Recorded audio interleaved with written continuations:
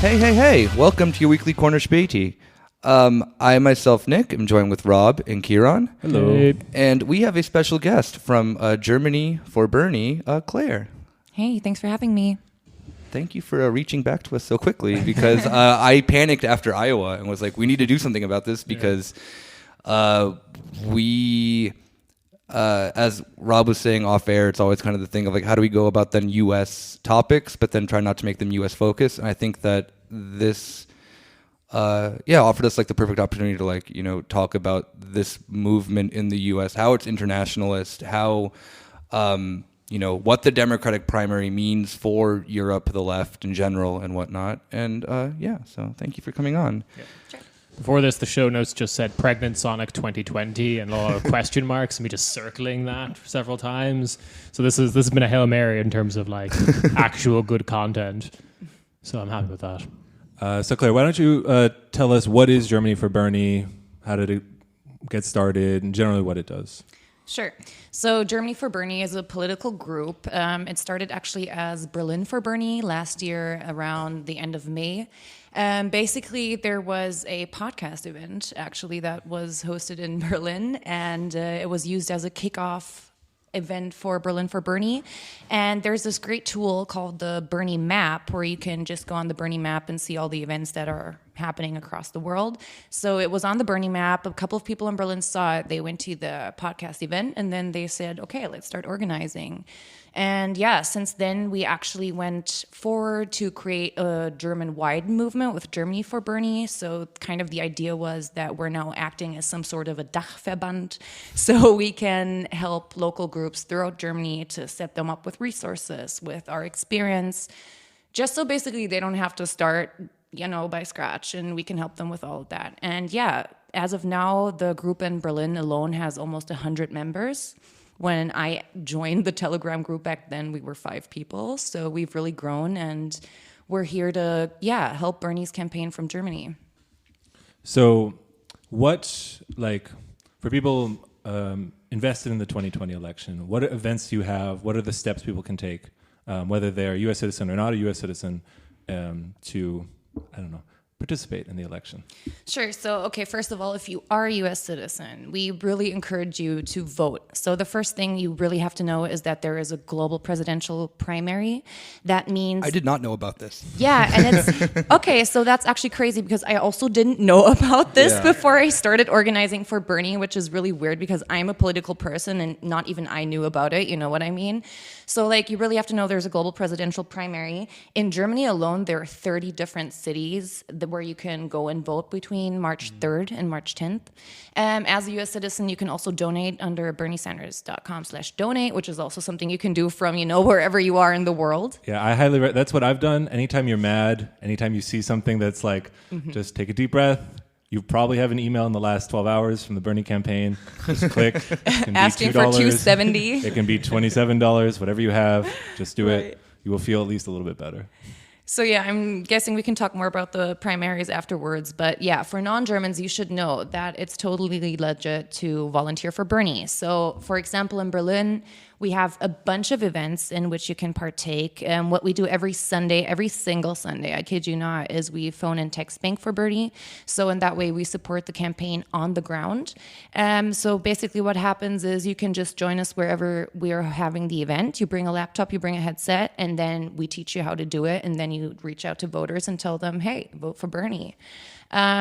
Also, it really depends. What I want to say about the phone and text banking is it's super easy. A lot of people think, oh no, I have to come up with, they think there's a list with numbers and they have to come up with talking points. No, chill out. You do not have to do that. You're just going to have texts with your name, and then depending on the task of the campaign, you're going to do whatever is needed at the moment. So the night before Iowa, it would be something like helping to get out the votes. So you're going to send people their voting locations, and you're going to tell them at what time they have to be there and stuff like that. But it can also be spreading the word about an event that Bernie is having in wherever, So, it's really helping.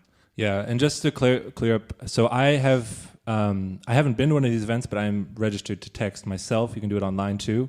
Just you watch a little video, you take a quiz, and you're in. Then you get added to the Slack. There's memes in the Slack. You'll feel part of a nice community.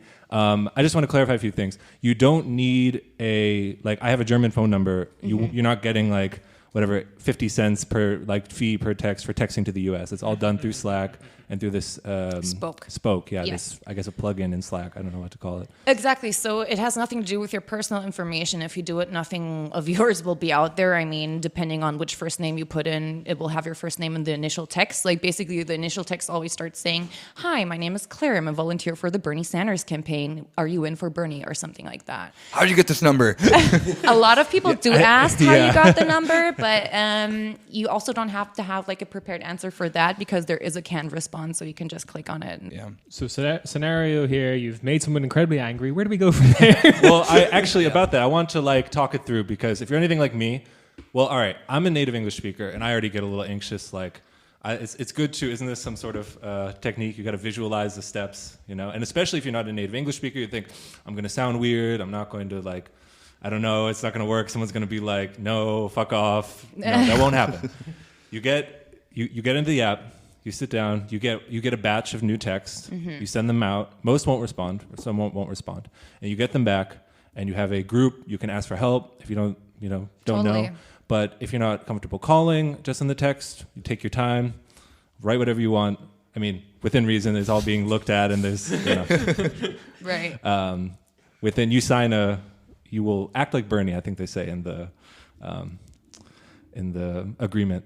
Yeah, like in any case, you really don't have to be afraid of doing it, especially going back to our group in Berlin, for example. We have a group that has so many people of so many nationalities. So there are also a lot of people who say, I don't feel like I should phone bank if I have like a German accent, because people are super aware of foreign interference all of a sudden. I mean, it's fine if Trump does it, but if anyone else does it, they get freaked out. So to those people, we say we don't care. We're not going to pressure you into making calls. You can text. And the thing about texting is also, you can take your time. There's no time frame in which you have to send a text, so you can take your time to look up words, you can take your time to look up facts, and there's no pressure behind it. And if you come to one of our events, there's always someone there to help you anyways, so you really don't have to be afraid. And this isn't just Germany, as far as I know, right? So I know Germany for Bernie. I've been to at least one event. I was at the podcast launch event last year. Cool. But Some small podcast I've never heard of. What other countries? I think we have a lot of listeners in the UK and the Netherlands, Ireland. Okay, so actually the Bernie Abroad movement is really, really large, which I'm sure has to do with the fact that this is a once-in-a-lifetime opportunity. I mean, I don't know if we're ever going to have a candidate like Bernie Sanders again that's going to have so much support. But yeah, you definitely should check out. There are so many, in the European Union or in Europe, we have France Abroad Bernie group. We have people in UK. The UK group is also huge. Yeah. And there's also a huge Scotland group. There's a big group in Austria, I think in Vienna specifically. Then there's an Italy for Bernie. There's a Spain for Bernie. The Spain people also have podcasters. They have phone bankers and text bankers in Valencia and in Madrid, and I think also in a different city. Then aside from Europe, there are people in Australia. There's a really, really big group in Canada. And, you can find certain groups all over. So what I suggest you do if you're anywhere abroad is just honestly go on Facebook or go on Google or go on Twitter and just type in whatever your city or your country for Bernie. Right. And you will find something. I promise you will find something. And if you don't find something, guess what? Then send us an email, make your own group, and we'll help you get set up. Because you also don't have to wait for an existing group. This is all grassroots. This is all volunteerism. So if you have an idea, just start doing it. You don't have to wait for anyone. Nice. But that said, you have a huge international community that's already there to support you. So you really don't have to start from scratch. We have all the ideas. We have all the resources.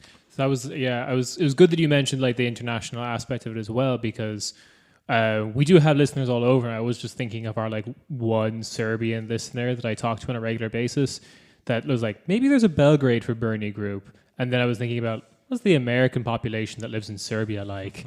That feels very cursed. After Sarajevo, I just fell in love with the country. I'm oh no. Yeah, but I really noticed that people are super surprised because I think the Bernie supporters, they're everywhere. They're all over. They are there, I promise you. You just have to find them. I know that they're there. And the thing is, once they found at least one or two other people, then they're going to sit down and phone bank with you. And the thing is, you don't really need a lot to do it because, as we just described, it's super easy. You only need your own laptop and internet. So you can also just start doing like small phone bank parties in your own apartment. That's how we started in Berlin. All of our phone banking events were in like a private apartment. Right now, our movement is too big. We can't do that anymore. Yeah. But, it's like you really don't need a lot to do it. My question is, which country is winning? Like, who has the most Bernie support? Okay, actually. Oh, okay, yes. Okay. Get messy. There's this tool. It's called PB Bernie, and you can... Pete Buttigieg Bernie. Oh my God. Triggered. Before Bernie. Okay, I'm leaving now. Thanks for having me. Okay, back to facts, please. No, I'm kidding. But there's this PB Bernie tool, and it's for phone banking. And you can create teams, and then it records how many calls every team makes. And then it's actually pretty cute because there's a map, and you can kind of see like colors shooting from one country to the other when they're making calls. And it is a fact that Germany for Bernie has been like the best calling team so far. At the end of the election, they win the pizza party. Oh yeah, but it has to be vegan pizza because we're still in Berlin, right? Oh yeah. But yeah, no. But other than that, other groups are doing great as well. Like I know that the UK is very active, France is very active, and the phone banking thing is also not really the best measurement because a lot of people are texting now. Yeah. In 2016, there weren't so many people texting because there was this feeling that phone banking is more, I don't know, important or better. But like both is equally important to the campaign. Yeah. Well, I that definitely like goes down, at least the way that then I see it, as like kind of that like American style of how like polling is done and stuff like that's always also like done through landlines and whatnot. Like I think that there's like a massive like apprehension up until very recently of like using cell phones and whatnot for like doing this stuff. At least that's how like I always felt, because I feel that like Germany's like slightly better at that when they do like measurements. Really? Yeah, like measurements for like polls and stuff like that. They contact people like not only on landlines, which is like really weird that the U.S. is still like, it was kind of the whole thing like leading up to Iowa is like, why were all these polls so weird? It's like when you looked at like at least in my opinion, of looking at them like the data of how it was done, it was like, oh yeah, we just called people up on landlines. It's like, who still owns a freaking landline? We call people who still exclusively have cable in TiVo. Yeah, like using AOL still, So why does this matter, we can say? So I'm obviously invested in the U.S. election as a U.S. citizen. I don't care about any of you corn eaters. Explain why I should care. So what...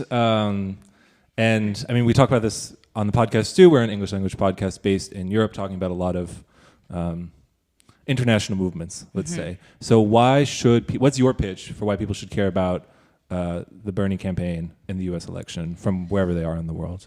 Okay, listen, it's in my opinion, it's a simple fact that if Bernie's not going to be the nominee, the next president of the United States is going to be the wacko we have in the White House now. His name is Donald Trump, and he's going to fuck up our entire planet. The reality is also going to be that there will be families separated, there will be kids in cages, the planet's going to get fucked, people are going to die because they're underinsured, and people are going to live on the streets, all these things, democracy is crumbling. And it is important for the entire world to watch how the democracy of the country, that is so present for everyone. It's just important for all of us to put an eye on that. And in terms of climate change, Bernie is really the only candidate that will do anything. There was just a report on a report card for candidates on climate issues, and Bernie was the only candidate who got an A. You should all look at the Green New Deal. If that does not convince you, then I honestly don't know what will, because this is the most progressive plan to tackle climate change that has ever been, presented by any politician. And what the US will do in climate change, it will have a huge effect on all of us. And it's the same when we talk about war. It's the same when we talk about trade, It will make a difference for Europe if we have a progressive man like Bernie Sanders in the White House, or if we have even another Dem. But another Dem would never make it because none of them are going to win against Trump. Yeah, no, absolutely not. We were saying before we started recording that Bernie signed on to the DiEM25, Yanis Varoufakis' Green New Deal. We've talked about that in a previous episode. But there's definitely an international aspect to a lot of these solutions that people are talking about, whether it's the Green New Deal, whether it's, not healthcare, but healthcare is absolutely part of the push for healthcare is an understanding of looking at I don't know, a lot of people in the US will look at Europe and say, because they say this is never possible. And they say, well, it's possible there. So And this also gives what you... are you hiding from us? This gives you a very special viewpoint and opportunity if you're someone from abroad doing campaigning for Bernie Sanders, because you can say, for example, I moved to Germany because I can't afford going to college in the US, and that's why I had to come here. You can say, you know what, something happened to me and I just went to the hospital and they saved my life. And you can tell people, look, I'm seeing that these things work out. Like, there's no reason why it should not work in the wealthiest country in the entire world, So that's a perspective that you can really bring to a table that someone cannot bring to a table who has only lived in the US for their entire life and that has been brainwashed by the fucked up media that they have. So in that sense, I think that's a really good viewpoint. And I do want to say again, it doesn't matter which nationality or citizenship you have. You can do all of these volunteering stuff. It's totally in line with FEC guidelines. The only thing you're not allowed to do if you're not a citizen is anything involving money. So you can't donate to the Bernie campaign, you can't donate at all. You can't work for money, and you can't give anyone money for them to work. But if you volunteer your time, what's anyone going to say? You can talk to people about your political opinions, Yeah.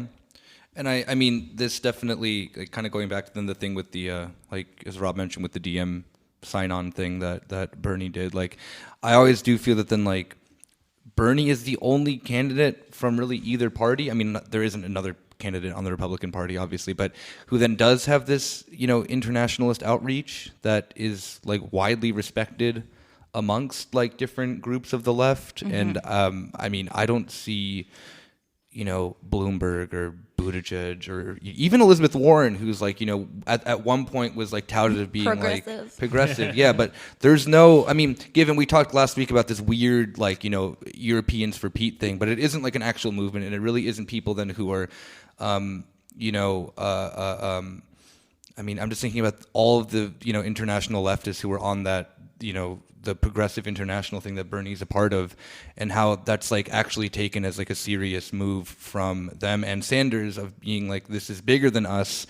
And the idea then of kind of seeing that, whatever the United States is doing dictates a lot of Western policy, if not policy throughout the world, and how then, having a candidate like Sanders, having a person like Sanders in the White House, obviously there's going to be, some bumps in the road with the establishment of just how U.S. politics works in general, but still, what that push could then do of having Sanders would mean for then, things like, Green New Deal, obviously, potentially foreign policy, what would U.S. diplomacy look like under Bernie Sanders is probably, I mean, I can't think of any other Democratic candidate doing something as radically different, as to what has been traditional U.S. foreign policy. I think that speaks volumes for people who are, center-left, left-wing Europeans are being okay, this is a guy that I can at least somewhat trust in the U.S. of a country that then I may not have the best opinion of. Yeah. There's kind of 2 points I want to make about this and international aspect of the whole thing, because I think it was relatively recently. I think it was Bernie talking in New Hampshire where he answered the question about how being Jewish affects his politics, and he goes on a speech about a very good speech about how seeing stuff from World War II kind of made him have compassion for all of humanity. And then he goes on he does this kind of speech, which I think is very typical for Americans. Or he's vamping up in a way that I feel like every presidential candidate does, where he says, it doesn't matter if you're black, white, Native American. I feel like I've heard every American kind of say this every American presidential candidate say this at some point.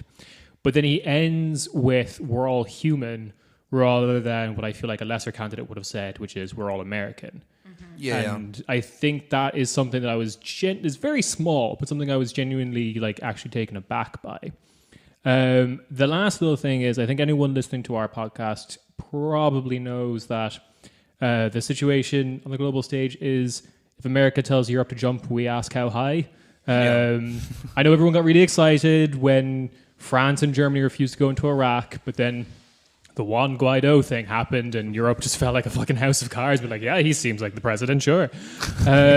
So that or even was, like with the France and Germany Iraq thing's even funnier because they just funneled things other ways that they could help. So like Germany didn't send troops, but they're like, you know, like the military tech and I think everyone forgets that like most of the like assault weapons that the United States uses are made in Germany. Like Heckler and Koch is one of the largest just small arms manufacturers in the world. So I mean, Germany did not stop sending weapons to the United States. You know, I also really love that like Josep Borrell, the foreign policy guy for Spain, has been ultimately very punished for the whole Juan Guaido because he was the like cheerleader of it in Europe, and then when it ultimately proved that Trump got very easily distracted from it, he was like, all right, off to Brussels with you, I guess. You're done in national politics now, you fucking idiot.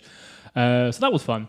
But still, what happens in the States kind of matters for the rest of us. So until Xi Jinping takes over, that's a whole other kettle of so where do I find Germany for Xi? Like, that's... Are you voting for Xi? Good. Conversation over. So I want to second what you guys have said because at I don't know what to call it, a structural, some people say harm reduction level, it makes complete sense to want to get Bernie Sanders into the White House. It would definitely get a boot off of a lot of people's necks, and especially around organizing and creating any kind of different future. Like literally, like actually a boot off their neck. Yeah. Like a kid. Like I don't think that we can even speak of it like figuratively in a lot of. I mean, like in my home state, that is a massive problem that people, and it was a problem always of ICE and whatnot, but it just being on the forefront of the discussion now is. I don't know, I mean, it is very apparent, in this sense. Sorry, go on. I just wanted to say that. The only thing I want to add is I think a lot of people, and I'm sure a lot of our listeners, understandably so, are skeptical either of electoral politics in general, are skeptical of anything going on in the U.S. I definitely understand a kind of anti-Americanism. All I want to say is that what's unique about the Bernie Sanders campaign for me is even beyond what a campaign literally is, a movement in order to get votes, to get somebody to become president of the United States.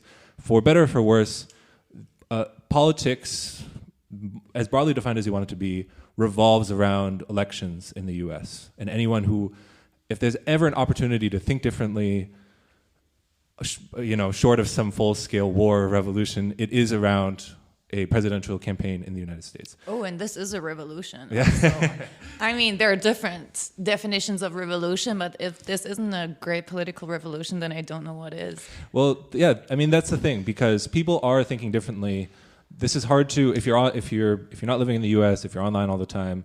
I understand you have a different perspective of what you just. It's hard to tell what people are thinking, in their day-to-day lives. I can just speak for myself personally. The 2016 campaign and all the events surrounding it definitely changed my life and how I wouldn't be here without that.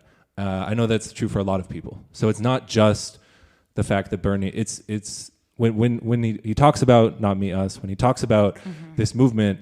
Whatever you think of the role of the Commander-in-Chief of the United States, it is a movement in order to, whatever you want to call it, raise consciousness, to change the way people can think, to change an idea of what's possible. And it doesn't end with the Iowa caucus, it doesn't end with the New Hampshire caucus, it doesn't end with hopefully Bernie winning the nomination of the presidency. It's an ongoing thing. It is something that is, it's a movement in motion, and you can be part of it. And you can help expand it and make it what you want it to be, think it can be, and what. Yeah, just exactly pointing on that because 2016 changed everything. It changed the game. And I think that the most telling point of this is that we have people like, AOC and Ilhan Omar now who were birthed out of that, political revolution that then happened in 2016. Although it failed. With the end game of getting Sanders to be the nominee because of just the outright corruption within the DNC. I don't think you can't really call it anything else. But I'm just imagine then if that happened in that sense, what that push is then going to be for then the next round of people then who come in, who probably couldn't have ran successful of campaigns, and given yes, they're small, low, like the way that you are elected into the House of Representatives is much different than obviously president, but still nonetheless, that you had this movement birth out of it's the thing that always really bugs me when everyone's like, oh, Bernie's an old white man. It's like, well, he's not. Like, his values don't obviously stand for that. Like, his values transcend his identity, and it transcends then whatever you traditionally want to look at U.S. politics about, and it inspired a lot of people to get involved who are now in office, and just to think that we can do next time around.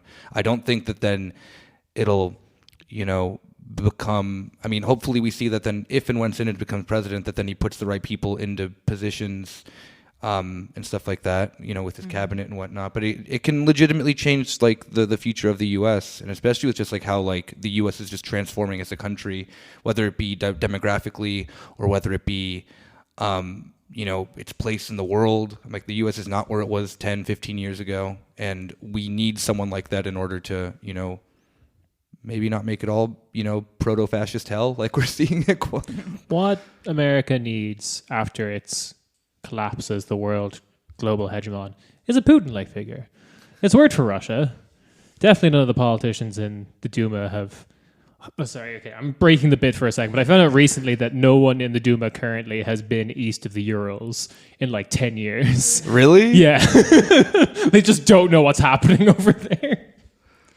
Hey, if I can just add on to what you were all saying right now, the "not me us" slogan, it's not just a slogan, it's really a movement and a feeling, and it's really about fighting for someone you don't know. And that's really, and I also think that transformative is really a good word to use in this context, because that's what we're doing. We're trying to transform the way that politics work, and a big part of that is that Bernie doesn't take any corporate money, and you see that other candidates who have pretended that they would go down the same path have not gone down that path. And that's such an important thing. And this fighting for someone you don't know, this is a thing that you can also do in Germany. If I can just say, we have, for example, groups in Stuttgart, in Leipzig, in Dresden, in Karlsruhe, in Munich, they're in Potsdam. There are actually groups all over where you can find and participate with them.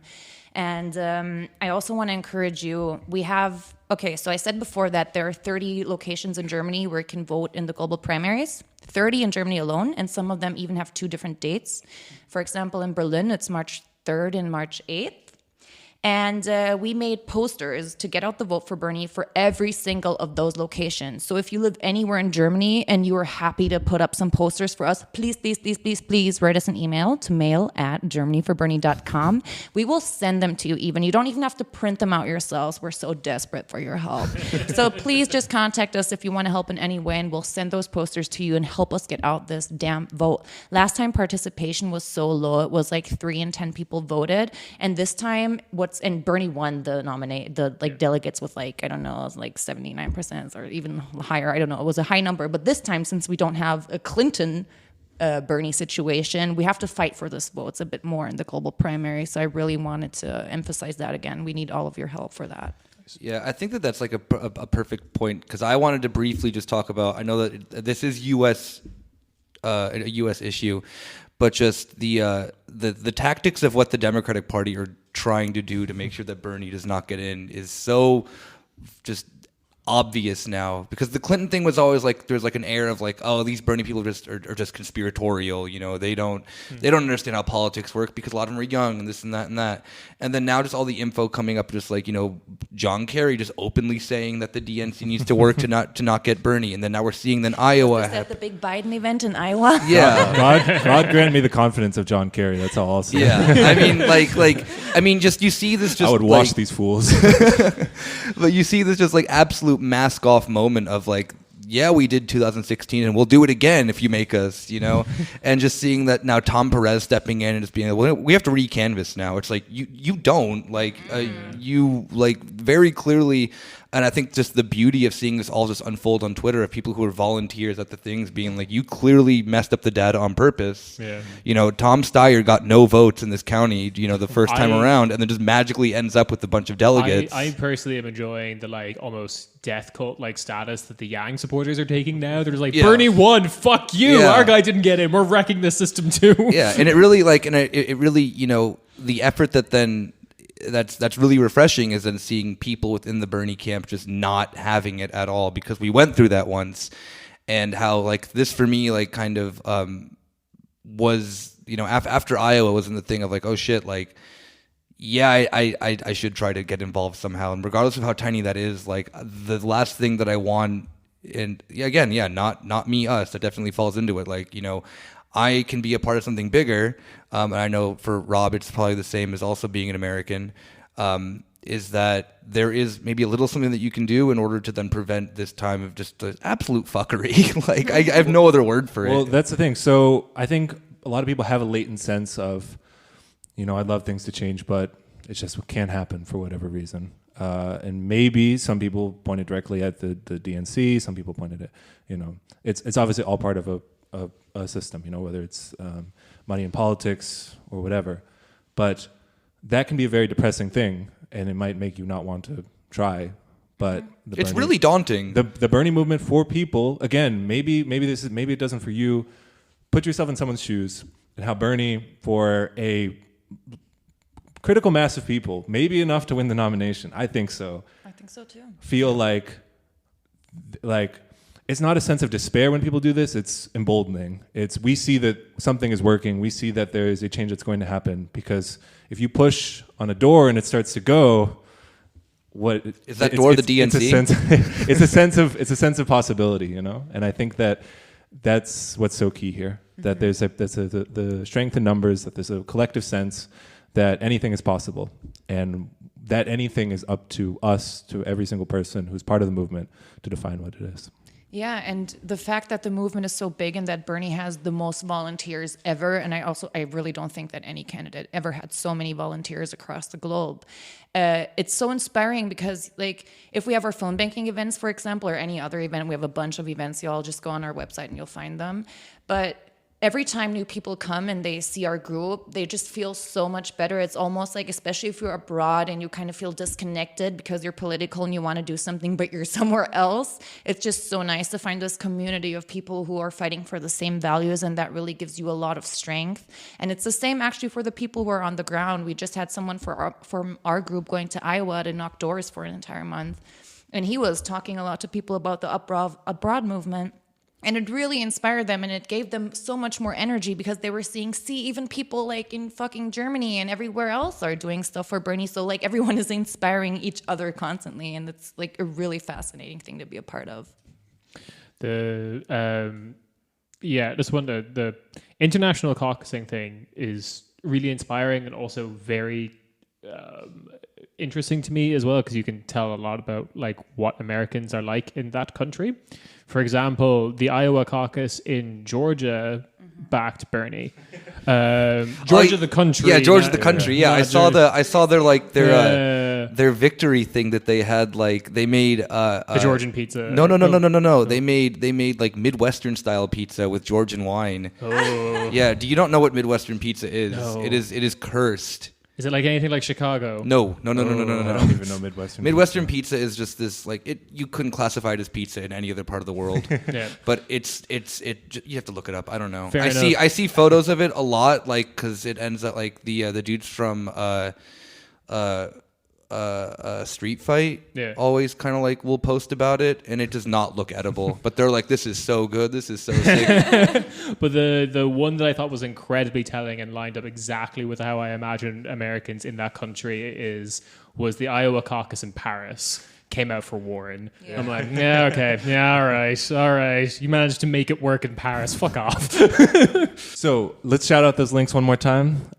If people want to text, you can text for Bernie. You can call for Bernie. If you're a U.S. citizen, you can donate for Bernie. All those links will be in the show description.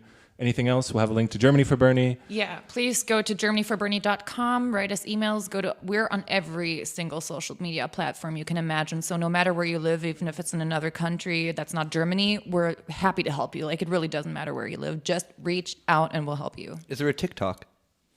Actually, no, we don't have that one, so I kind of have to draw back on my statement. Okay.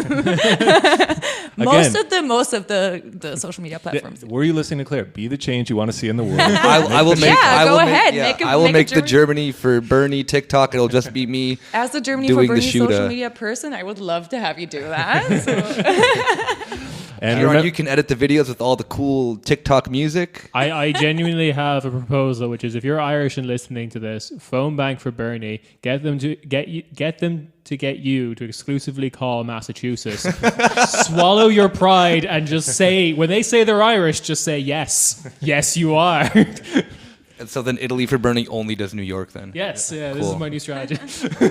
And if you live in a country other than the U.S., remember, whichever country wins, you get the most foreign aid. The Bernie campaign will like you. If you didn't text enough, we will remember. We have receipts. Consolidation prize is whoever phone banks the most gets Bernie as president if he doesn't win. I mean, Not bad.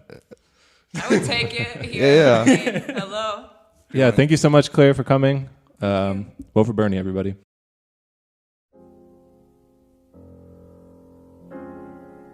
I see these kids come to me with tears in their eyes and they say, jet fuel can't melt steel beams. Hi, I'm 9/11 truther Jordan Peterson. When I'm not watching the 2004 classic Loose Change, I'm donating to my favorite European socialist podcast, Corner Späti. Go to patreon.com/Corner Späti and donate just for $5 a month, and you can listen to them break their brains while watching Boondock Saints, my favorite film. Anyway, did you know that no feminine chaos dragons, they all called in sick that day? Investigate Tower 7, goodbye! Well, that's enough talking about America for one podcast. We will now talk about, here's your transition, the Iowa of Germany, which is Thuringen. we have nothing to back that up. It just seems right. It feels right. It's slightly better than my theory, which is it's the Czech Republic of Germany because it's kind of the same shape as the Czech Republic. But then, in my opinion, yours is better than. Yeah, whatever. Doesn't matter. Okay. So a lot of you have probably already heard the news. A lot has actually changed in the past few days. So let's run through it quickly.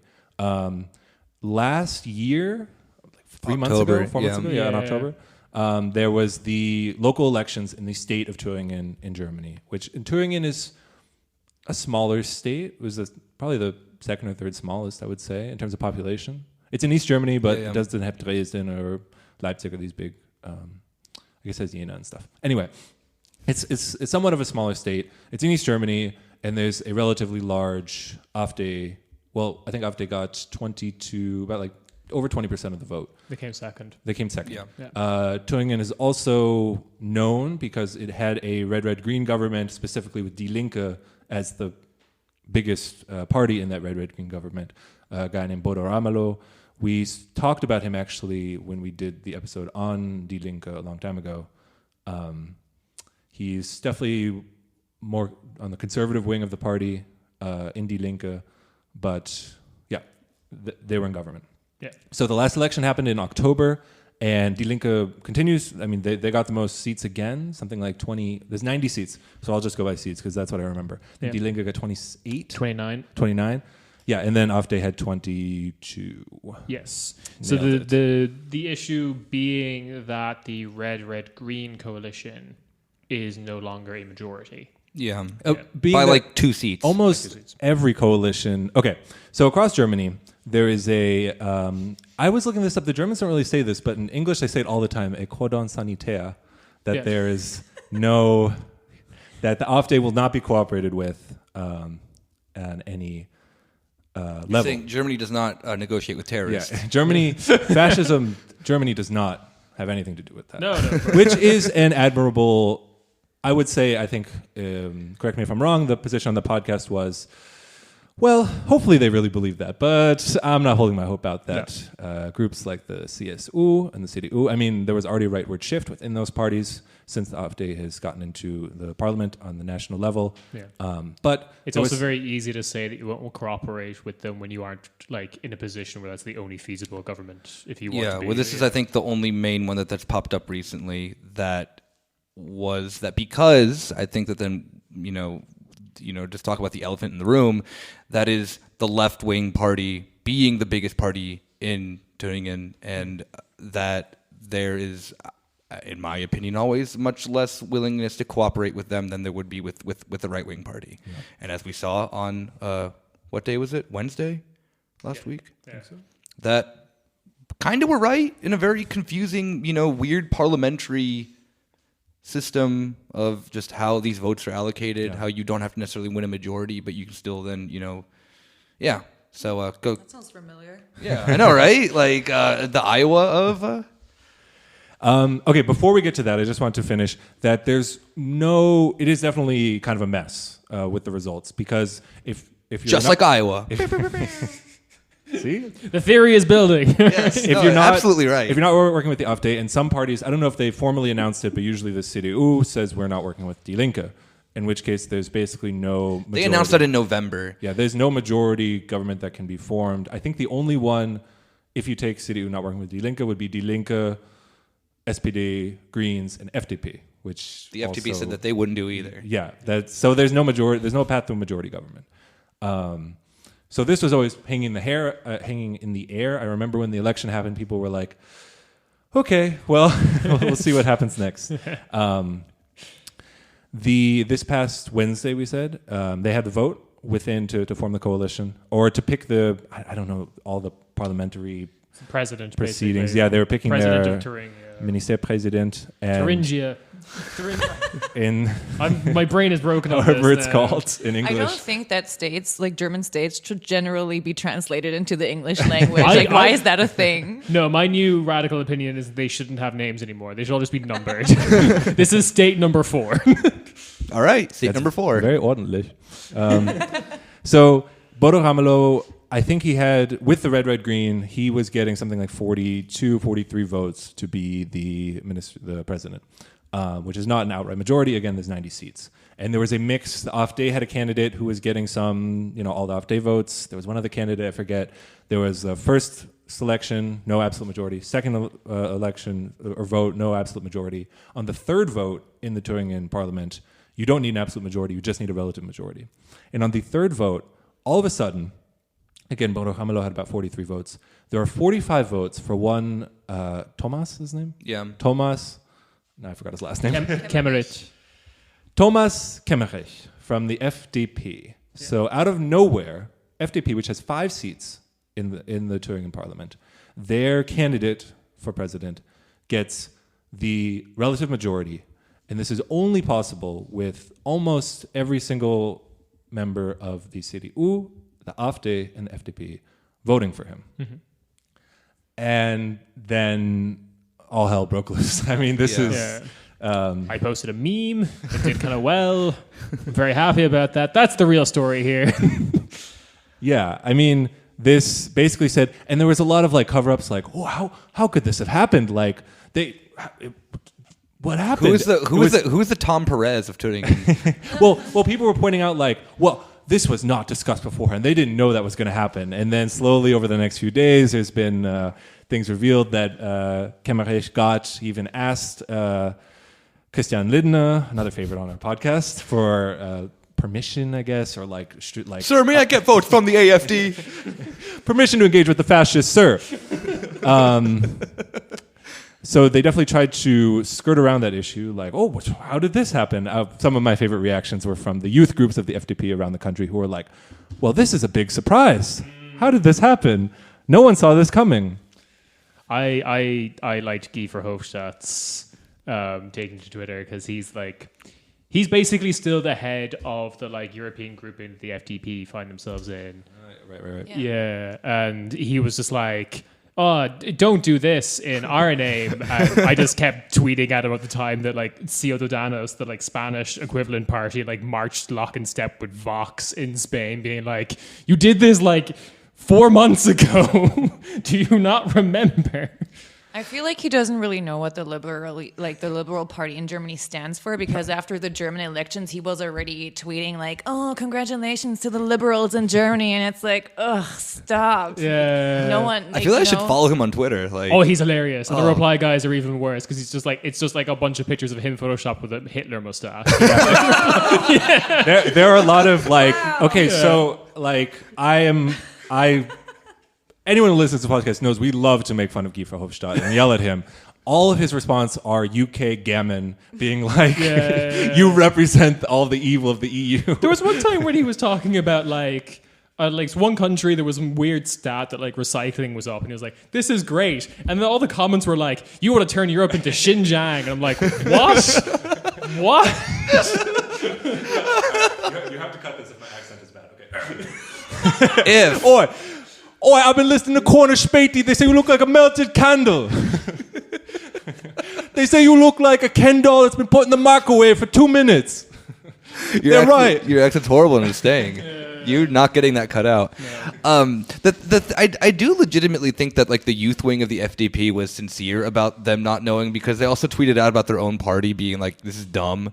Like they even knew that was bad. Like unlike the the weird, like the CDU, CSU, like youth groups are just like openly more right wing than their counterparts who are in parliament.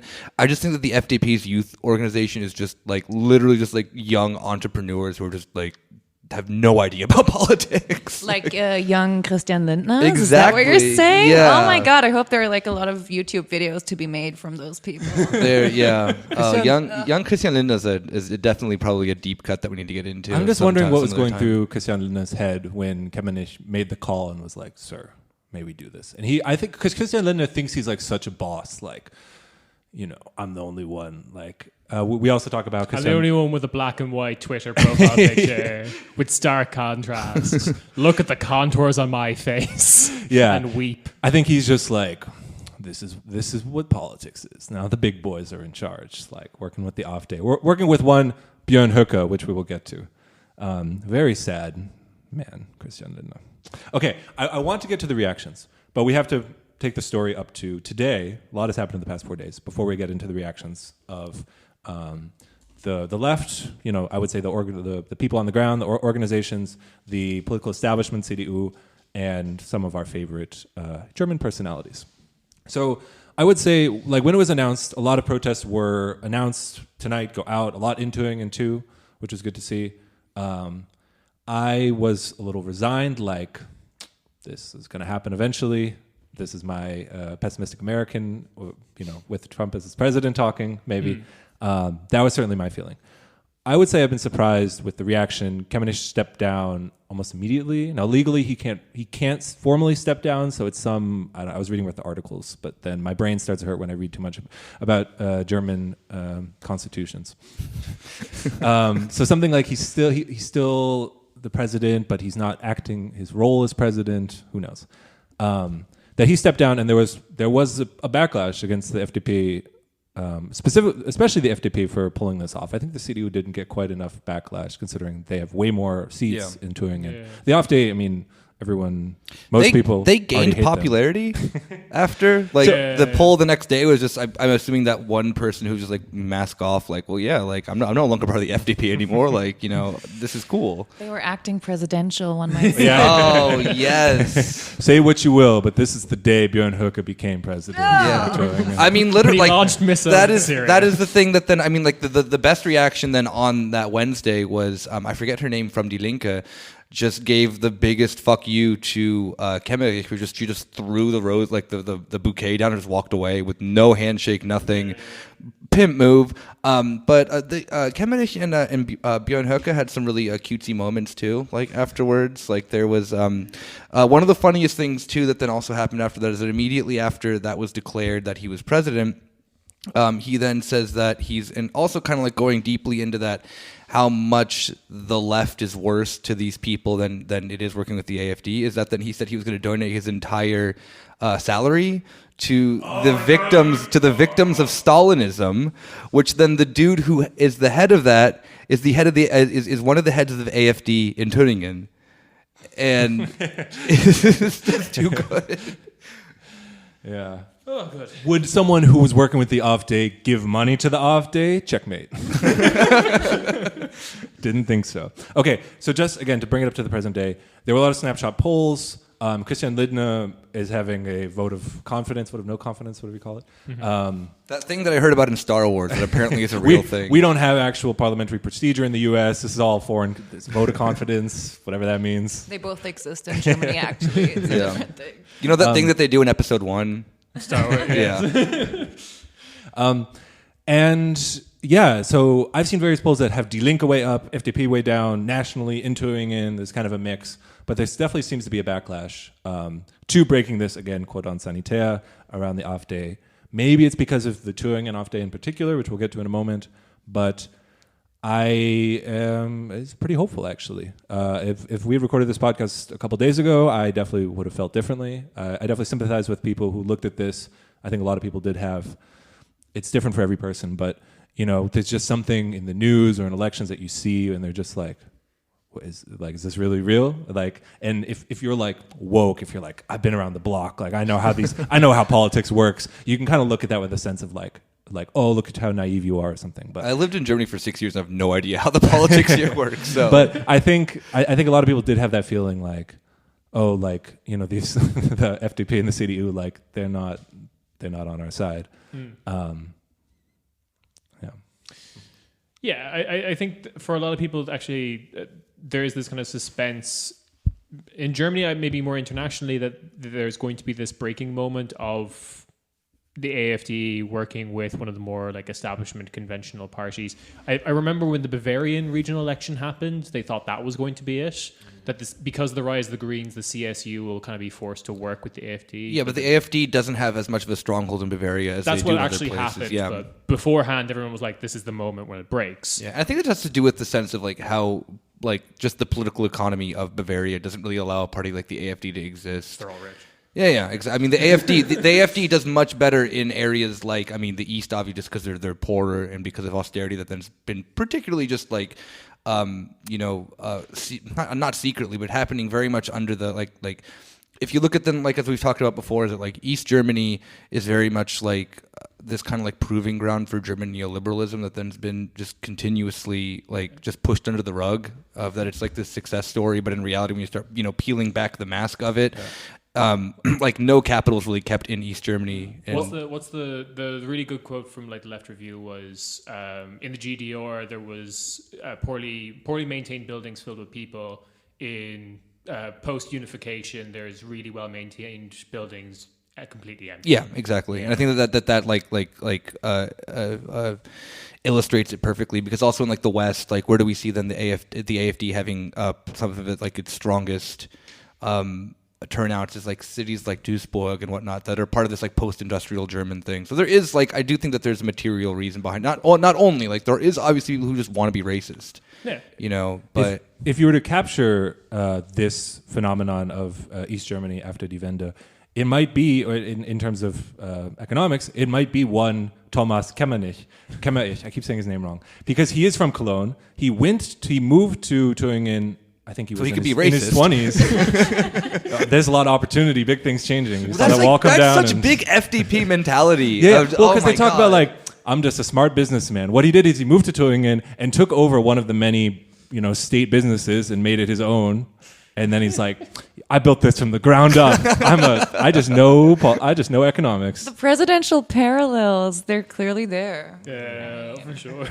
But also in Bavaria, the other thing is they already have the CSU, and they're already pretty hardline conservative. I think they just also have less need for the AfD and the racism within a party. Maybe.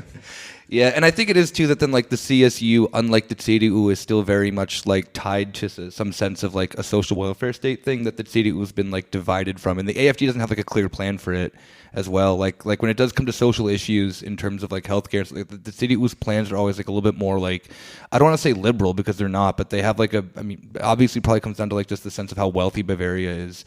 They don't line perfectly up with the CDU, but at the same time, it's nothing that then like people in Bavaria are going to want to get rid of just to then join the AFD. Like the racism thing they have taken care of, but the AFD doesn't have answers. Like the AFD, like economically, is incredibly neoliberal. Like when you start peeling back then who is part of their party and where they get their money funneled from, and then when they had like, I mean, they've changed their economic plans multiple times that then is just like really like pro-business and should Remember actually they were the AFD anti-Euro party. Exactly, yeah, and then they just stopped doing that, you know, because they have like the thing of the AFD is that they were kind of just forming themselves around, you know, the tide of whatever was that day, and then just the racism thing was the thing that really picked them up. They were always kind of like inherently racist, obviously, but that was like the anti-immigration stuff was like their, you know, like, you know, thing that, exactly, yeah, exactly. Nick made a good argument for why the FDP, I think throughout German history, the FDP and, you know, kind of the sister parties or similar movements in Austria, for example, they're quite flexible. Like they, by virtue of them, I mean, that's part of how capitalism works. By virtue of being, yeah, we're just the party of liberal economics. In the same way that capitalism is very flexible and can turn into fascism and can turn into these other forms, the FDP themselves are like, well, we're down to, you know, we can do that too. We can do it this way. We can do it that way. You know, if we want to do the more off-day approach, that's fine with us. It's a little bit of oversimplification, but I think that that's the dynamic of the party. In the CDU, I mean, we talked about how in Bavaria, the CSU is, I mean, has more of a foothold there. It's a longer tradition. There's a movement within the CDU, Werteunion, yeah, which is, it's mostly a youth group, you were saying? Or just a you know. It is a pressure group. I think they have older members, but like Amthor, is that his name? Philipp Amthor. The guy who looks like a turtle. Yeah, he's like, because he's the youth face of the CDU, even though he's like, what age is he? He's like, I want to think he's like, because youth, when you're talking about conservative parties, is always like a completely different benchmark. It's like, look at our youth wing, the maximum age is 48. Yeah, I mean, people make this joke a lot, but like conservative youths, like, how did that happen? How did you get like that? He's 27. He's 27. Who's that really fat guy in the CDU who looks like he's 48, but he's actually 25? I can't, because I remember I showed you guys the picture of him, and he was just like, this guy's 25, and everyone was like, no. You're not talking about Philipp Amthor, are you? Not Philipp Amthor, the other one. There's another one? There's another like wunderkind of the CDU. So like old man, child, baby boy things? Okay, yeah. There's a Benjamin Button situation happening. I just don't know what happened to Philip, to these conservative kids. I think it's like Inception, where they fell in the hole and lived like 1,000 years in 10 minutes. You have it in the U.S. too, of us, like, but it's like really funny because it's always like a lot of kids who like join like conservative groups and they start wearing like tweed and like smoke cigars and like pretend that they behave like a 70-year-old man because the I guy think who that's brings cool. a briefcase to school. Not quite that. It's like a little bit different, but it's like in the same, like it's not, because that's like weird and nerdy. And the other thing is like, oh, like, you see, I'm cool because I've read Homer's Odyssey in ancient Greek, and like the Boris Johnson bullshit, you know? Right, yeah, that like it's a different type of lame nerdiness. And then they go and like, they have talks over cigars with 90-year-old men who they think are cool, who are just all disgusting racists and whatnot. I mean, I can't talk about weird nerdiness because like anime is not the same as being a conservative nerd. I'm one of the lucky ones, but like 9 out of 10 chances if you get really into the nerd shit I am, and you'll turn into a giant misogynist, just massive. Kieran, what does it say about your hobbies? I like women. Anyway, the point I'm getting at is we have Union. I'm going to say union. I don't know how to do this. Union. Yeah. Okay, that makes sense. I get it. You break the syllable in a different way. Onions have layers. Sorry, go ahead. That's a Shrek quote. But Werteunion has they're this pressure group within the CDU that while I don't think they are outright stating it, they basically kind of, their members, including Amthor, are more apologetic and more going towards working with the AFD. That's kind of like their whole shtick. Some will pussyfoot around it. Some of them will be just like, yeah, we need to do that. It's the only way. I think the way they'll pitch it is it's either that or we'll have to work with the left. I think the situation that's happened in Thuringen is exactly perfect for them because they do the equivocation of Die Linke is just as bad as the AfD, and we don't want to work with Die You Linke. read that in normal German media too, like less But like that's the narrative they're seizing upon. yeah. Yeah. And let's just say the most obvious explanation, Philipp Amthor from Mecklenburg-Vorpommern, he knows that if he's going to get any like power, it's with the AfD in East Germany. If you're not working with Die Linke. But honestly, like you were talking about the backlash and how almost fascinated you were about the fact that it actually happened. But then again, when I look at the latest information from today that the FDP nationally lost 5%, I mean, where is the backlash? I mean, you know what I mean? 5% is not that much because if I think of the It's people... a lot when you were only at 5%. I guess that's true, but... FDP press release. We only lost 5%. But no, honestly, think of the people who went in to vote AfD. I mean, clearly they also have this anti-European Union sentiment and things like that are similar to the AfD. But I also think that a bunch of people do not agree with the AfD at all who voted for the FDP. So I was like really waiting for even bigger shitstorms. Do you know what I mean? Like, Yeah, but I mean, I think it just like comes in the sense of that 5% though is a lot nationally for a party that then's already pulled. I mean, the that's the true. FDP didn't do well last national election either. They were like the FDP has been on like a really funny downhill trajectory after they like put all this like making Christian Lindner into this like cult of personality around him who's just horribly uncharismatic. And clearly have not seen his YouTube videos. I need to. Have you really not seen I've them? seen them, of course. Okay. Yeah, they're really goofy, but I need to deep dive into them one more time. But they what did they pull at nationally last election? Like they were big enough to potentially. FDP. Yeah, they were big enough to. Huh? 9%. 9%. Yeah, so they were big That's enough. half. Yeah. Yeah, so you could Right. say 5% Yeah, right. or Yeah, but- 65% or something of our voter base. Yeah, they were like they were big enough at like with that 9% to be potentially in talks for the coalition at the national level. The Jamaica coalition. was- Exactly, yeah. and then they shut it down because Christian Lindner wanted these like really bizarre things that you're not going to get with that small of a.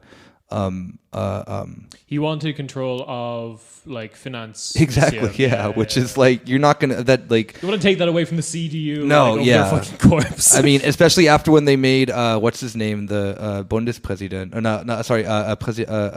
the president of German Parliament,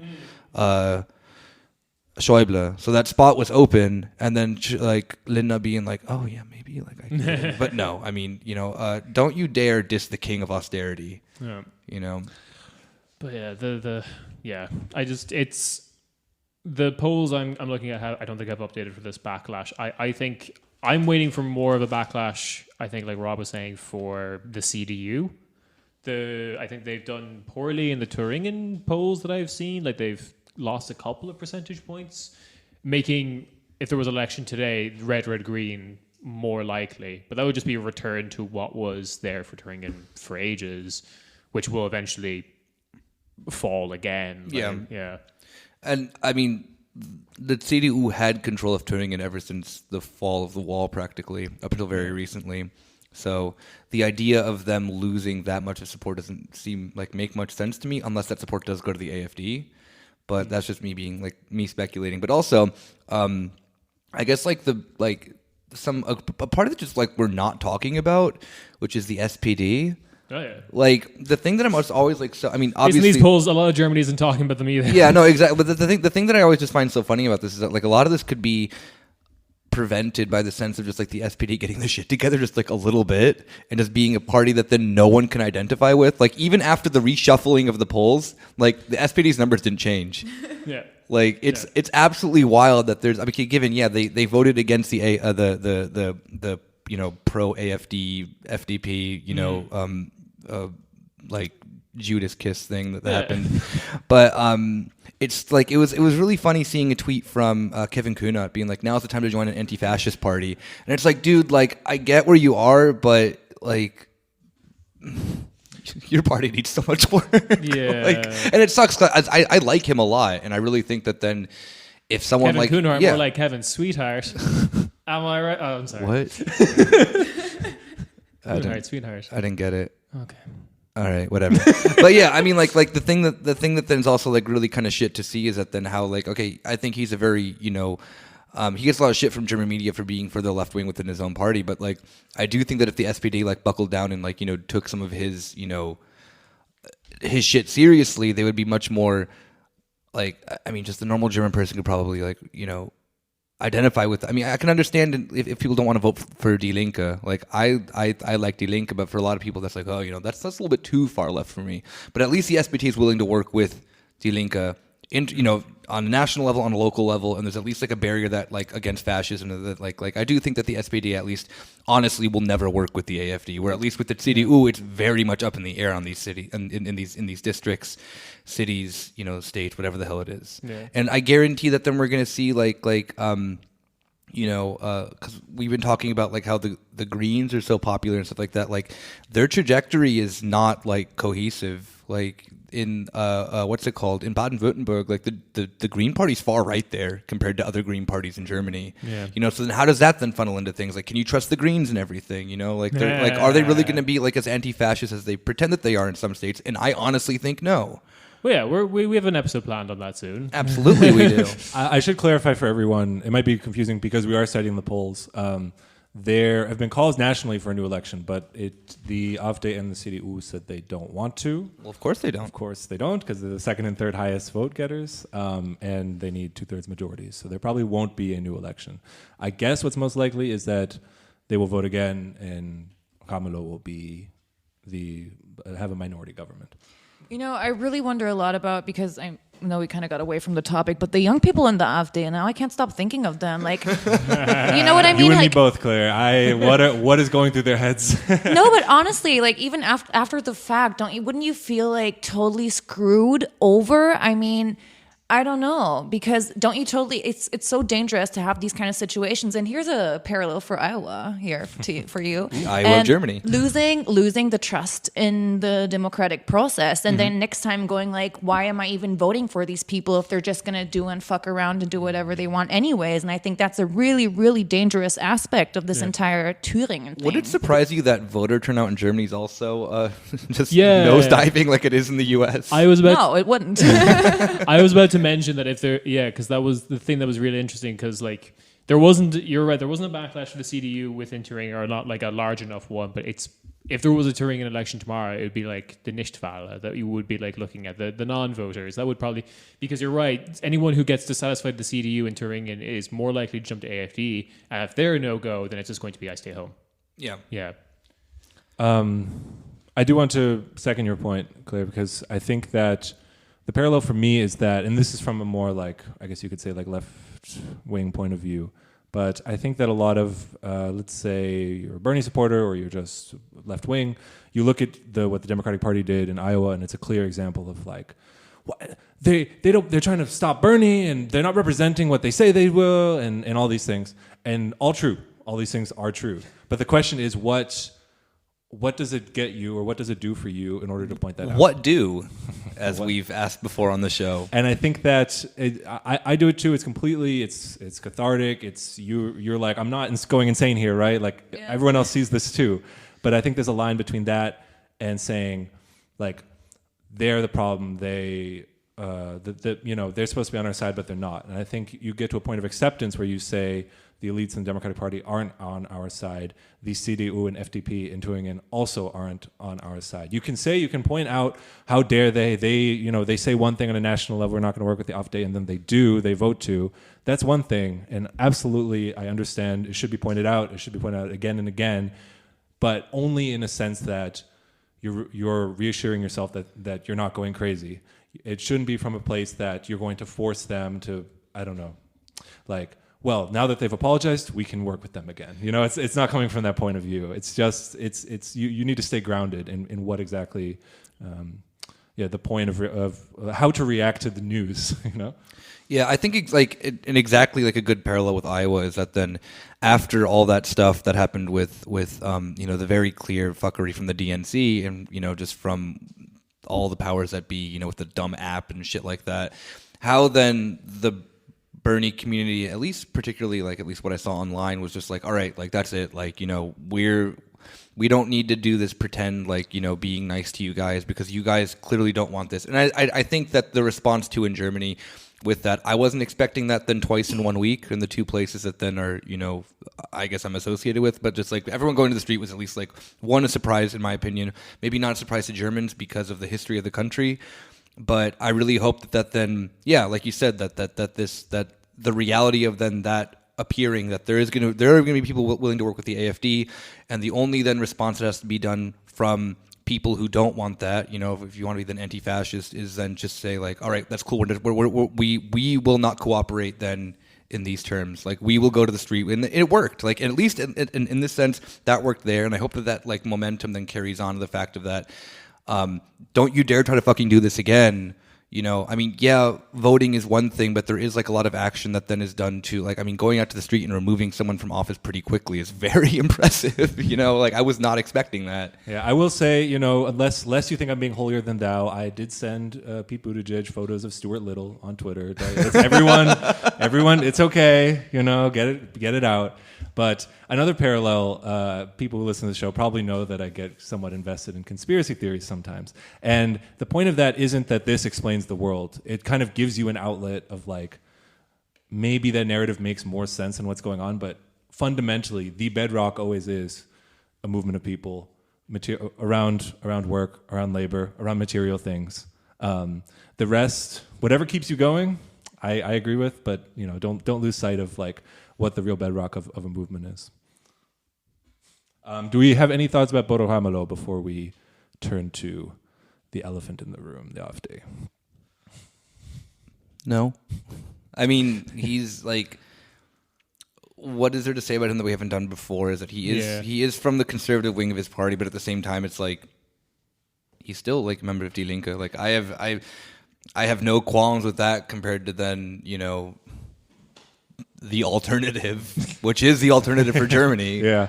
We shout out because I talked to a Danish person recently who was like, these episodes aren't named in a useful way. I agree. We did a whole episode about Die Linke, and it's called Racist Handjobs.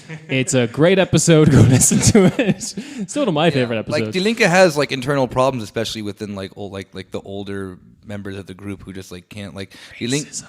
Yeah, exactly that, but the thing that Die Linke has done well, that been trying to do well internally, is like push that, the old guard out. However, in Thuringia, that's not really working as much because whatever. Then like the she'd open the gates to something probably a lot worse. Yeah, maybe, I don't know, but still, like nonetheless, I do think that then that is a problem internally that then has to be dealt with in Die Linke, and I think that then with them being left. Being left wing, they're not going to let the casual racism. I mean, like Sarah Wagenknecht did step down. She did get enough pressure from within her party because she has said, especially during the refugee, quote unquote, crisis. She had very horrible opinions about it, just straight up. Like that. Then that was then the thing of, and I do think that a lot of the stuff that she did. Really did fuel a lot of the debate of like, see, like Die Linke and the AfD, like, horseshoe theory shit. And it obviously is not true. And then you see the other members of Die Linke, you see the actual policies of Die Linke that then were in that time frame. But it still didn't matter because you have the head of the party saying something completely different than what the internal things of the party were doing. Speaking of Wagenknecht, my original proposal still stands. She says we need a sober opinion on talking about refugees. I am willing to debate Sarah Wagenknecht on refugees, drunk, and speaking English. So come at me. I think, Nick, you made this point before. You can say that parties in Germany today aren't, like, it's like a bourgeois democracy fundamentally, but the idea of a party is not that. In fancy words. It's not that everyone has friendship. It's not that. It's not that what's everyone. with this the other word that you used earlier about cordon bleu or whatever it was.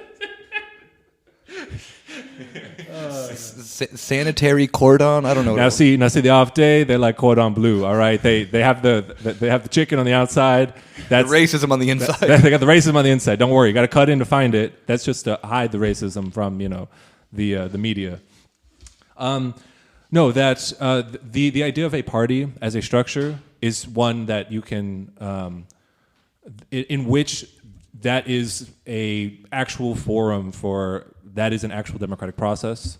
That is an actual way to engage with people who have, you can call them backward opinions on some things. You know what I mean? Like, there's obviously limits. It's always an on-the-ground tactical decision over who's in a party, who's not. But that is the idea that we shouldn't lose sight of. What is a party for a reason? It is true democracy, within which you as a group of people can engage with others and try to... Yeah, I do try think to that, make yeah, change. the thing so that I would rather. I don't know if Die Linke works in the way and in the ideal way that a workers' party would. Yeah. But They I don't, agree but whatever. to some degree. I'd rather Bodo Ramelow be in the if he can be engaged with and convinced. Yeah, the member of Die Linke. All right, so Oh wait, one last thing. Oh, okay. If you are posting online, if you are one of the thousands of Nazbols on posting on 4chan or on Twitter. this is the coalition for you. This then. is right now. If you're anyone else, Germany for Bernie. If you are a hardcore Nazbol, buy a ticket to Thuringen right now. Fly to Thuringen and defend your leader, Bodo Ramelow. He is building. He will show you the light, and you will live in the world you're dreaming of. Thuringen, Germany. Oh God. So I want to finish here with the party we haven't talked about directly, which is the AfD. So we've talked about them before on this podcast, our very first episode, if you want to go back and listen. And we've mentioned it from time to time. But the thing with Thuringen is that they are well known within Germany, within the AfD, because for being maybe the most right-wing state-level manifestation of the AfD. And that is mostly because of the head of the AfD in Thuringen, one Björn Höcke. We talked about him on our first episode because he was part of the wing. It was literally called the wing, der Flügel of the party, that was pushing it to be more right-wing. This is several years ago when it was this vague collection of anti-Euro stuff. There was that other guy, Bernd Lucke, who was one of the founders who was who was forced out because he wasn't racist enough. So Björn Höcke, I would like to talk about, because he is a big element in this. He's the one with the photo showing. Yeah. You may have seen the photo of Hindenburg and Hitler shaking hands next to the photo of Kemmerich and Björn Höcke shaking hands. Yeah, that was pretty wild that photo ended up like those two photos side by side went around German Twitter, because Germans are very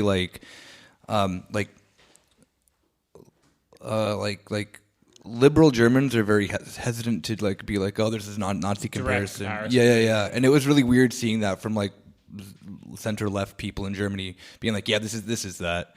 But the thing that's also so interesting about Björn Höcke is that then, because we've had other like you were mentioning about what's his name, Bernd Lucke, they all sound the fucking same. What's her name? The other one, Frauke Petri. Like all these people, they came and went. You know, they did their rounds. Frauke Petri did the most big baller thing of getting the AfD vote, leaving the party, staying in parliament under her own party, which I think is called Die Blauen now, if I'm not mistaken. But she was clearly in it just to get her own name recognition, and now we've pretty much forgotten about her, which is good. Maybe not good. I don't know. We'll see how that is. But Björn Höcke has been, day one out there, doing his racism. Yeah. Former potential member of the NPD, which is the Nazi party. Yeah, that's what we're found his home where then he can be accepted. History teacher. Yeah, that means nothing in Germany. And a Holocaust denier. Yeah. Those seem history. Yeah. That's really rich.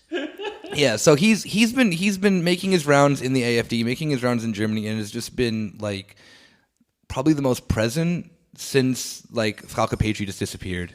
Yeah, other than Gauland, he's probably the Gauland, because he's the most depressing figure in German politics with his sad dog tie that he always wears. You can read BuzzFeed articles being like, "What's up with this guy's tie?" I hate those. And I know who you are who wrote it. Wait, really? Yeah. No, I mean he's on Twitter and stuff. Oh, okay. I mean, the person. I was like, I'm so sorry. Okay, first, everyone should stop what you're doing, look up what Björn Höcke looks like. He's like a more fascist Ellen DeGeneres. Again, look it up. That's what he looks like. Oh, no, actually.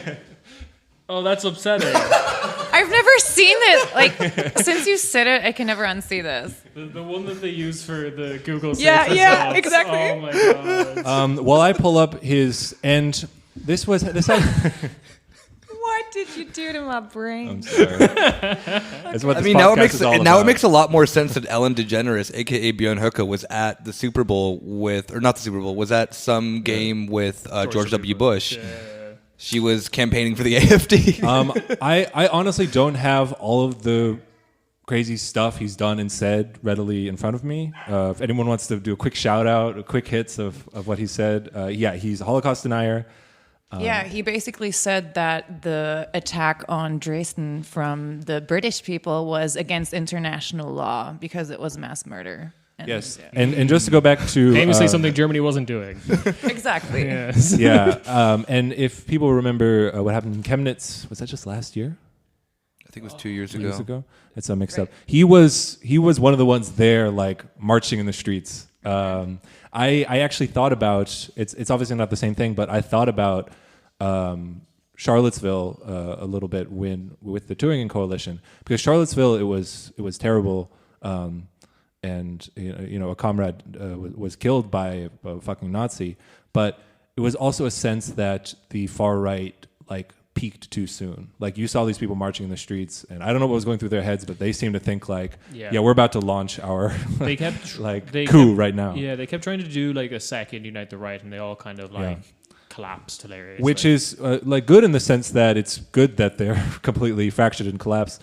I don't know if the same will happen with the Thuringia coalition, but there's a sense at the far right they think like, here we go, like we can get away with it now, and We can do the luckily 1932 election. Luckily, so far it hasn't happened. So Björn Höcke was marching in the streets with Nazis in Chemnitz. What I want to just he has the most right-wing opinions on every topic that you could think. You could look it up. What I want to talk about is something that was revealed last year, which was an analysis by, I hope I get the name right. Where is it? There. Claire, why is your phone just tabs of Björn Höcke? No reason in particular. So this is from This is so handsome. so a journalist. I like Ellen. A journalist named Andreas Kempe published in I actually don't know what in which newspaper or magazine it was, but they did analysis of someone who wrote for an NPD magazine called by the name of Landolf Ladik. So for people who don't know, the NPD is the neo-Nazi party. There's always debates whether to ban it. They were the off day before the off day. The off day, to some extent, is just it's like a fresh coat of paint. Yeah, there was the ruling on why they are not banned is because they are not big enough. They don't have enough members. And then there was the thing of everyone join the NPD so they get banned, which is maybe not the best thing to tell Germans to do. That's the classic. I mean, we're going to talk about our friends at the Politische Schönheit in a minute, but that's like, all right, guys. Like people who vote NPD out of protest. Like, could you stop doing that? I vote NPD at a principle. Okay. I mean, at least, makes some sense. I can respect. While we're on very German classifications, it I does just say hate these hip hop NPD voters. With their baggy pants and their fake Flashy. Nazism, being all flashy. while we're talking about very German responses to fascism, it does say on Björn Höcke's Wikipedia page that the German court says he can be legally defined as a fascist. So there you go. Oh, If the German courts say it is so, we can say it and not you're get in allowed trouble. to say it now. Björn Höcke is a fascist. Okay. I like to think. Bernd Höcke is also a bad. I'm so. There's a list. There's an official document Checking it twice. with his name on it, being like fascists. So there is a blogger. He goes to all of his homies like, yeah, bro, you can call me. We're fine. Like we're friends. There's a blogger by the name of Landolf Ladik. And this journalist found out Landolf Ladik is Björn Höcke. This is... I don't think we have time to go through all of the proof. I will put links in the show description. He says, I am Björn Höcke at the end of it. He writes a lot of fascist stuff, shockingly, in this NPD magazine. So is this like Nazi Gossip Girl? Basically. I'm not going to go through all of this. Literally, it's just stuff like the National Folks Movement needs to prepare for the coming revolution. Yeah. I think we're going to get into it in another episode. We've already gone kind of long. Just know that this is who we're talking about. When we talk about the AfD in Thuringen, it's the peak AfD. Yeah, we've mentioned this before, that then the AfD always was like, especially within, like I said, within like the East Germany, groups of the AfD, was always just kind of that place that then, like, if you had these fringe political ideas in Germany, or whatever it is, like national, folkish, whatever bullshit, that this is the party that they very clearly all did flock to. It shouldn't. I don't know. I don't understand why then there's really still this like hesitation from some people to then still call this party what it is.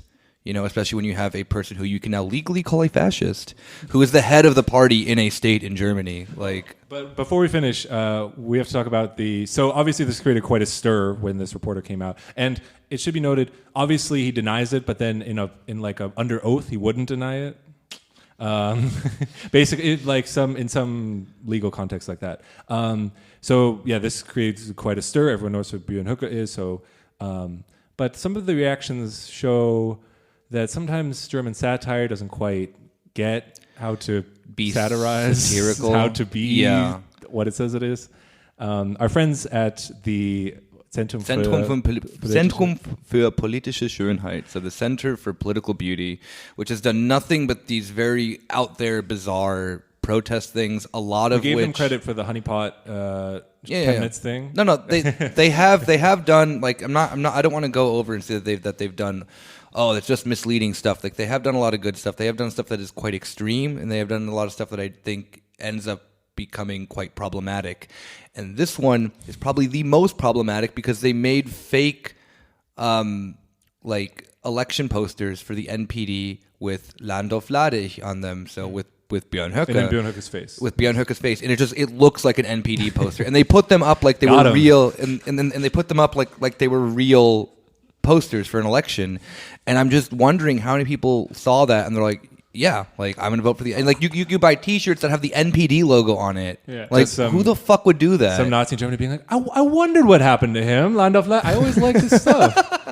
I mean, probably, yeah.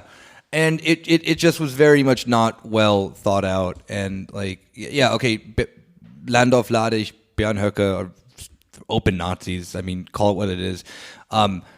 That's not the way to address it, is by then being like more or less just kind of underwriting it, what it looked like to me.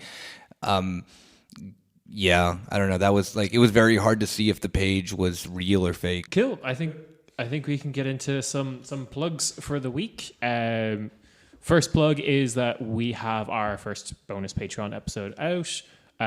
So if you donate to us and be real cuties, that'd be great. And then you can listen to that. We watched the movie about Irish ISIS, The Boondock Saints.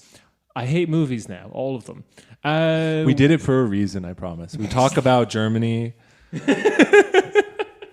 We talk about Ireland. Did we talk about Germany? Yeah. Oh, okay. We're talking about Uwe Boll a bit, yeah. Oh, okay. All the metal bands that take samples from Headhunters, the DJ. It's a good episode. It's Yeah. I mean, looking back on it, it's a funny episode. While recording it, I did not think it was. I thought it was pure hell because I, with Kieran, thought that the movie was complete horseshit. Yes. But we did that with the help of two of the beautiful boys from Hulla Hulla Cast, and we Hulla Hulla Hulla Cast. Yes. Triple. I think it's just HHH Cast on Twitter, and I think in the podcast feed, possibly. Check both. We'll have the links. If you speak German, check them out. They're good boys. I love them lots. They're big cuddly boys. The podcast is good. Presumably, I don't speak German. No, it is. I can speak on behalf of the people who speak German. Right. Last little two plugs are for me. If you're in Berlin and want to see a comedy show tonight, Monday, the 8th of February, come to Sauce near Gurley Park. It's a good show for not straight white boys, except for me. I got a pass. And then on the 26th of February, I am doing weird comedy, No Jerks, Don't At Me. That will be fun. That is in the Greek quarter of Berlin, I've been told. It is, yes. Yes, nice. Which is... Really? In Neukölln? Yes. Yeah. That bar, Du Beast, is a Greek bar. Okay. Yeah. Du Beast, that's where it is. Thanks, Nick. I will just say I'm a good friend of Kieran, so I go to a lot of his shows to show support, and this show is easily the best one. Yay! It's because of everyone else there. And also, You're hosting, right? I am hosting. So yes. even if you've seen Kieran before in Berlin, Yeah. who knows what's going to happen? I am co-hosting with Kate, which we will have on to talk about decolonialism, but she's also a stand-up comic. It's weird.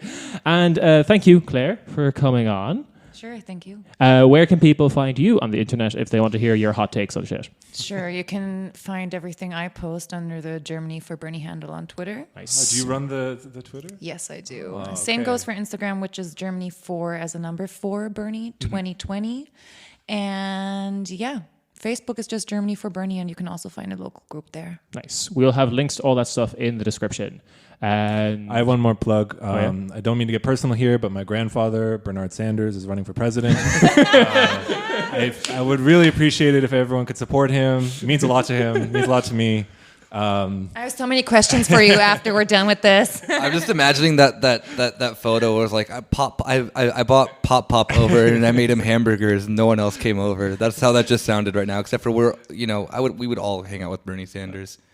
Call, text, donate if you can. Post online. If you're an American citizen. Send out posters in Germany to get out the vote for him. Yes. Send posters around. Yeah. Nicht ich wir. Yeah, and on that note, we will see you all next week. bye. Bye-bye.